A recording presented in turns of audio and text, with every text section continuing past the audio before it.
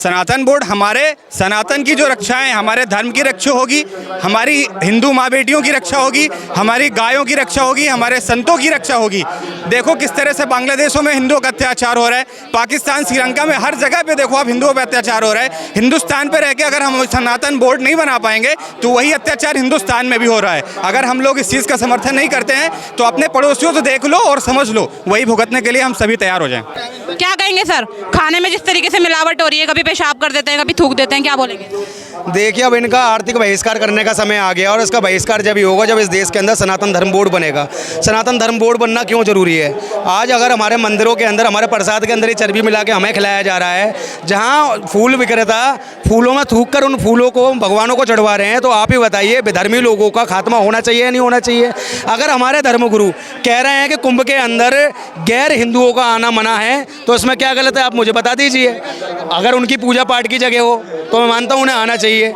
अगर ये कहते हैं कि हमारा व्यापार है तो व्यापार हमें भी दे दो मक्का मदीना में, हम भी जाके व्यापार कर लेंगे। हमारा वहाँ पे प्रतिबंध क्यों लगाया हुआ है? मिलोड को ये तो पता है कि दीपावली पे बम पटाखे फोड़ने से पोल्यूशन होता है। मिलोड ये क्यों भूल जाता है कि ईद पे इतने लाखों करोड़ों की जीवों की जब हत्या की जाती है और उनका खून जब नालियों में बहाया जाता है और मंदिर मदरसों के अंदर उसी खून को साफ करने के लिए हजारों लीटर पानी बर्बाद कर दिया जाता है, जब मिलोड कौन सी गहरी नींद में सो जाता है? भाई साहब, ये चिंता का विषय है।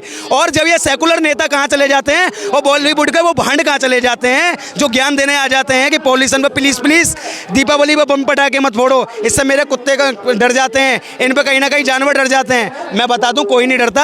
मेरे घर में खुद डॉग है और उसके साथ मैंने दीपावली मनाई, वो वहीं खड़ा हुआ था, मैंने खूब बम पटाखे फोड़े, क्योंकि हम ऐसे किसी आदेश को नहीं मानेंगे। कल को ये तो कह देंगे महिलाओं से कि कहीं ना कहीं चंद्रमा दूर दिखाई देने लगा है, अब तुम करवा चौथ बनाना बंद कर दो, तो क्या करवा चौथ बनाना बंद कर देंगे? अब ये लोग जो कहते थे कि हम यमुना में डुबकी लगवाएंगे, यमुना में डुबकी लगवाएंगे, आज जो उसी यमुना का क्या हाल हो गया? अपने अस्तित्व की लड़ाई को यमुना दिल्ली के अंदर लड़ रही है, जिसमें स्वच्छ जल होना चाहिए यमुना के अंदर, वहाँ झाग दिखाई देता है। ऐसा लगता है किसी डिटर्जेंट पाउडर को यमुना के अंदर मिला दिया हो। ये दिल्ली की सच्चाई और यही भारत की सच्चाई है। विश्वास चौहान नाम है मेरा। क्या लगता है सर, सनातन बोर्ड की जरूरत क्यों है आज के समय में? बिल्कुल है मैम, हिंदुओं का देश है, हिंदुस्तान है, और यहाँ हिंदुस्तान में अगर मुस्लिम वक्फ बोर्ड हो सकता है तो सनातन बोर्ड क्यों नहीं होना चाहिए?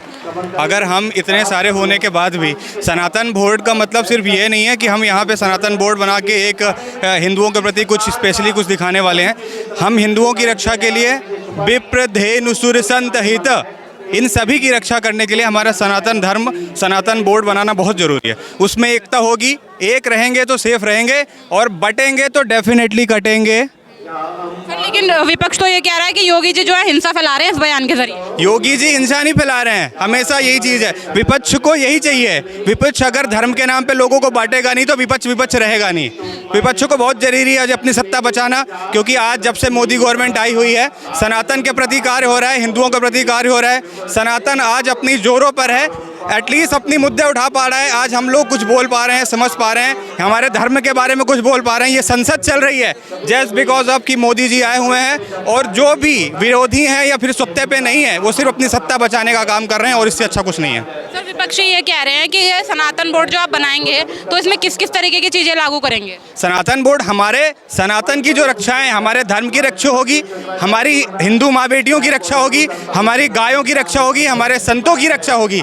देखो किस तरह से बांग्लादेशों में हिंदुओं का अत्याचार हो रहा है, पाकिस्तान श्रीलंका में हर जगह पे देखो आप हिंदुओं पर अत्याचार हो रहा है। हिंदुस्तान पे रह के अगर हम सनातन बोर्ड नहीं बना पाएंगे तो वही अत्याचार हिंदुस्तान में भी हो रहा है। अगर हम लोग इस चीज़ का समर्थन नहीं करते हैं तो अपने पड़ोसियों से देख लो और समझ लो, वही भुगतने के लिए हम सभी तैयार हो जाएं। सर, कुंभ का मेला भी लगने वाला है, उसमें भी ये कहा गया है कि मुसलमानों की दुकानें नहीं लगेंगी वहाँ पे, तो मुसलमान इस चीज़ का भी विरोध कर रहे हैं कि भाई हमारी दुकानें क्यों नहीं लगेंगी, तो इस पर क्या कहेंगे? मैडम, मदीना और मक्का में क्या हिंदुओं की एंट्री होती है क्या? अगर उनके धर्म स्थानों पर हमारी एंट्री नहीं हो सकती तो हम क्यों नहीं हो सकती? अभी तिरुपति बालाजी में जो हुआ है पूरे देश ने देखा है। सिर्फ इस चीज़ के लिए नहीं है, उन्होंने ये उसमें प्रसाद में मिलावट लगाकर पूरे देश को बदनाम करने के 1 अरब हिंदुओं को ललकारा है। क्या हम हिंदुओं में इतनी दम नहीं है कि उन सभी का विरोध कर सके?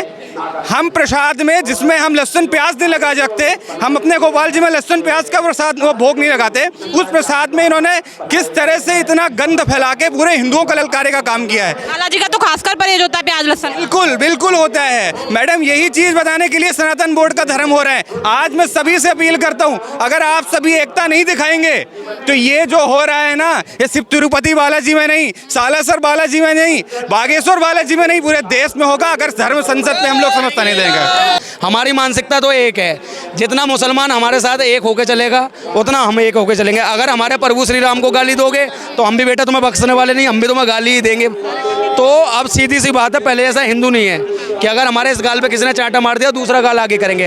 अगर इस गाल पे कोई चांटा मारेगा तो हम मुक्के से बात करेंगे। यह हर एक सनातनी ने अपने मन में बैठा लिया है। बिल्कुल सर, आप तो चर्बी की बात कर रहे हैं, लेकिन पेशाब करके पिला दिया जाता है लोगों को, गोलगप्पे के पानी में तमाम तरीके की खबरें आती हैं, फल वाले जो है थूक के खिलाते हैं, उस पर क्या कहना चाहेंगे? देखिए, जो योगी आदित्यनाथ जी ने एक फैसला लिया था नेम प्लेट का, उसका मैं स्वागत करता हूं। और ये तो पता नहीं क्यों मिलोड को बार बार दिक्कत हो जाती है और उन्हें ऐसे कौन से दौरे आते हैं जो सही फैसलों में वो रोक लगा देते हैं।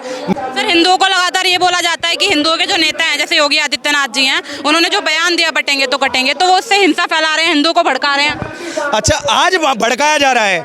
जब नमाजवादी पार्टी का मुल्ला मुलायम, जब मुजफ्फरनगर में दंगे हुए थे, 90 करोड़ का मुआवजा सिर्फ मुसलमानों को दे दिया गया था, जब ये नफरत की राजनीति कहाँ पर थी?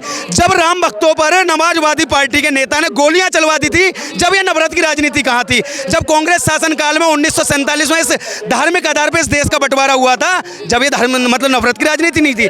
1984 में जब हमारे सिख भाइयों की हत्या सड़कों पे करवा दी गई थी, जब कोई नफरत की राजनीति नहीं थी। आज अगर एक सच्चा संत हिंदुओं को जगाने के लिए कह देता है कि बटोगे तो कटोगे, तो आज नफरत की राजनीति हो जाती है। वाह भाई, क्या दोगली राजनीति है। ऐसी किसी राजनीति को मैं मानने वाला नहीं हूँ, खासकर उस व्यक्ति की राजनीति को जिसने उत्तर प्रदेश का मुख्यमंत्री रहते हुए भी कृष्ण जन्मभूमि के लिए एक टूक बात नहीं करी। ऐसे नेताओं को ना तो मैं यदुवंशी मानता हूँ और ना ही मैं यादव मानता हूँ, क्योंकि यादव वो यदुवंशी हैं जो गैया चराते हैं, जो कृष्ण भगवान को अपना पूजन्य मानते हैं क्योंकि उनके ही वो वंशज हैं। और वही नेता जिनकी सरकार आ जाती है, उन्होंने क्या करा? उन्हें अतीक अहमद मुख्तार अंसारी के कुत्तों के साथ में फोटो खिंचवाई और उन्हें गुंडा राज, माफिया राज बना दिया। किसका? उत्तर प्रदेश का। वहीं बाबा की सरकार आई, बाबा ने एक वायदा किया था विधानसभा के अंदर कि जितने भी गुंडा माफिया भू माफिया उत्तर प्रदेश में सबको मट्टी में मिला दूंगा, और बाबा ने वो करके दिखाया। मात्र 3 साल के अंदर ऐसे सभी भू माफियाओं को मट्टी में मिलाने का कार्य हमारे योगी बाबा ने करके दिखाया है। सर, क्या लगता है जो सनातन बोर्ड की गठन हो जाएगा जब, उसके बाद कौन कौन से हितों की रक्षा करेगा ये हिंदुओं के? आत्मरक्षा, धर्म रक्षा, राष्ट्र रक्षा, स्त्री रक्षा, गौ रक्षा, इनकी करेंगे। क्योंकि देखो, हम उस धर्म से आते हैं जहां हमारे श्री कृष्ण एक हाथ में बंसी पकड़ते हैं, दूसरे हाथ में सुदर्शन चक्र पकड़ते हैं, क्योंकि उन्होंने हमें सिखाया है कि जहां मर्यादा में रह के मामला निपटता हो तो मर्यादा में, और जब मर्यादा से बाहर बात आ जाए ना तो आप फिर लड़ाई झगड़े करके उसे ख़त्म कीजिए। क्योंकि जहां हमारे मर्यादा प्रभु श्री राम को श्री राम कहा जाता है ना, तो उनके दूसरे हाथ में भी ना धनुष बाण तैयार खड़े हुए हैं। तो जहां युद्ध की बात होगी वहां युद्ध के लिए भी हर एक सनातनी तैयार है। आज आप देखोगे जो ये कार्यक्रम है, ये आज बंसी हमने पकड़ रखी है हाथ में, और प्यार बड़े प्रेम से मधुर आवाज़ में आज हमने सनातन धर्म बोर्ड की आवाज़ को 5वें पुस्ते से उठाया है। लेकिन जब सरकार हमारी बात को नहीं सुनेगी तो हम सुदर्शन चक्र को पूरे भारत विश्व में घुमा देंगे और पूरे भारत के एक एक गली, एक मोहल्ले, एक चौराहे पर जाकर सनातन धर्म बोर्ड की आवाज़ को बुलंद करेंगे। मोदी जी से आपकी ये मांग? बिल्कुल मोदी जी से। क्यों? हमारी मांग कोई मोदी जी स्पेशल नहीं है, हमारी मांग भारत की सरकार से है। आज यहाँ मोदी जी हैं, कल को कोई और भी हो सकता है। हमारी मांग उस भारत की सरकार से है जो यहाँ पर बैठकर बार बार कहती है कि हम हिंदुओं के हित में काम कर रहे हैं। सिर्फ एक अयोध्या का मंदिर बनाने से हिंदू हित की बात नहीं होगी। हिंदू हित की बात जब होगी जब जो 60,000 मंदिर हमसे छीने गए थे, जो मुगल आक्रांताओं ने हमसे 60,000 से मंदिर छीनकर वहाँ मकबरे बनवा दिए, वहाँ मस्जिदें बनवा दी, वहाँ मज़ारें बनवा दी, और तो और वहाँ पर मदरसे बनवा दिए। उन सबको खोदा जाए ना तो कहीं से श्री कृष्ण, कहीं से श्री गणेश, कहीं से भगवान शंकर, इन्हीं की मूर्तियाँ निकलेगी, इनके अलावा कुछ नहीं निकलेगा। क्योंकि आज से पहले कोई धर्म नहीं था, एक ही धर्म है जिसका नाम है सत्य सनातन धर्म, जिसका कोई आदि है ना कोई अंत है। और मैं बता दूं, इसके अलावा जितने भी लोग हैं ना, खासकर वो 15 मिनट वाले, इनके बाप दादाओं ने तलवार की नोक पे सलवार चेंज करी थी भाई साहब। ये सच्चाई है इस देश की। और अगर उस समय इनके बाप दादाओं ने तलवार की नोक पे सलवार नहीं बदली होती ना, तो आज ये भी ओवैसी ना होके ना कहीं कोई राम निवास होते, कोई राम गोपाल होते, कोई अजय कुमार होते। तो आज ओवैसी को मैं कहना चाहता हूँ, जिस 15 मिनट की बात तुम करते हो ना, वो भी तुम 20 पुलिस वाले अपने आसपास लेके करते हो। अगर वो 20 पुलिस वाले आपके आसपास से हट गए ना, तो 15 मिनट तो बहुत दूर की बात है, 15 सेकंड के अंदर तुम्हारी पैंट गीली हो जाएगी।